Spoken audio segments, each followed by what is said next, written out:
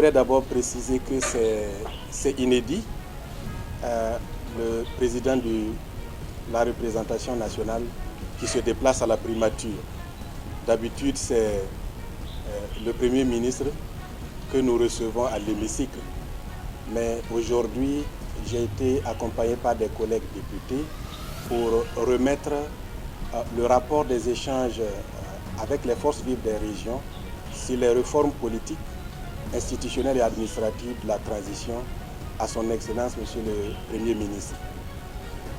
Je voudrais d'abord préciser l'idée qui a prévalu à ce que cette démarche soit entreprise. Au-delà de la séparation des pouvoirs, il y a une collaboration nécessaire des pouvoirs parce que nous poursuivons le même objectif. Comme vous le savez, le gouvernement, à travers son plan d'action et de stabilisation et de développement, envisage des réformes. 21 réformes sont contenues dans ce plan et ces réformes-là ont une nature législative.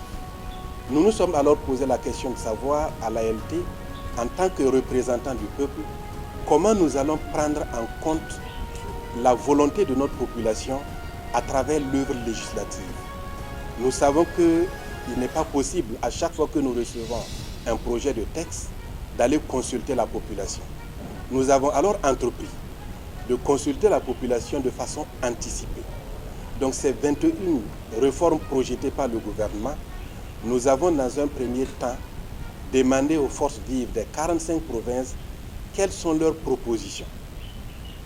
Et ensuite, les députés sont allés dans les 13 régions rencontrer encore les forces vives des régions pour demander leurs propositions pour ces 21 réformes.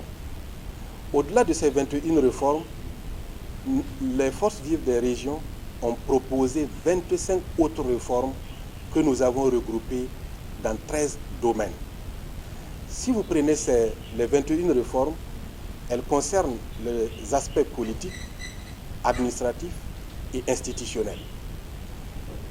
Les forces vives des régions ont, pour chaque réforme, donné à la fois leur point de vue sur la pertinence de la réforme, mais aussi des propositions en termes de contenu. Je prends quelques exemples. Si vous prenez le code électoral, dans les 13 régions, la réforme a reçu un avis favorable, c'est-à-dire 100%. Si vous prenez le fichier électoral, la réforme projetée a reçu un avis favorable, c'est-à-dire 100%. Mais si vous prenez par exemple la réforme projetée en matière de stratégie que notre État doit avoir en matière de politique étrangère, c'est seulement 61%. Je voudrais aussi préciser que ces réformes, ce sont des réformes proposées par les forces vives. Ce ne sont pas des réformes proposées par l'ALT. Ces réformes proposées par les forces vives, nous les avons juste compilées et établi un rapport général que nous avons transmis au Premier ministre. Remettant le rapport au Premier ministre, il a salué notre démarche et il a surtout relevé que nous avons anticipé sur ce qu'eux, ils souhaitent faire. Parce que sur plusieurs questions, le gouvernement souhaite aussi consulter la population. Je prends un exemple sur la question, par exemple, de la Constitution. Nous avons demandé à la population, est-ce qu'il faut une nouvelle Constitution? Sur ce point, 84% de ceux qui ont été consultés ont estimé qu'il nous faut une nouvelle Constitution. Mais quelle nouvelle Constitution? Et la population a estimé que la nouvelle Constitution doit refléter nos valeurs traditionnelles. Ainsi, le Premier ministre a par exemple exprimé son accord par rapport à cette vision et à cette démarche, à savoir aller vers une nouvelle Constitution, mais qui s'appuie sur nos valeurs. Mais encore, il y a encore du travail que le gouvernement doit faire pour approfondir davantage ce qui est proposé, afin de voir dans quel sens il faut aller. Je voudrais aussi préciser que ce qui est proposé dans ce rapport-là, il y a souvent des contradictions. Je vous donne un exemple. Pendant que certains demandent à ce qu'on supprime les circonscriptions administratives comme le département, d'autres demandent à ce que l'on renforce les départements avec des moyens financiers et matériels. Cela montre à souhait que c'est les opinions plurielles de nos populations qui sont transcrites dans ces rapports-là. Je voudrais aussi apporter une précision relativement aux institutions.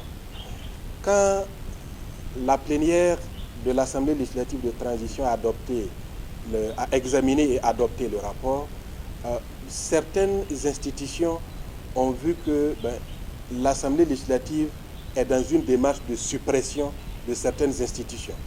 Je voudrais rassurer qu'il n'en est rien. Certaines propositions tendent à la suppression de certaines institutions. Je vous donne les précisions. Si vous prenez le Conseil économique et social, dans 3 régions sur les 13, il a été proposé que cette institution soit supprimée. Je vous laisse apprécier.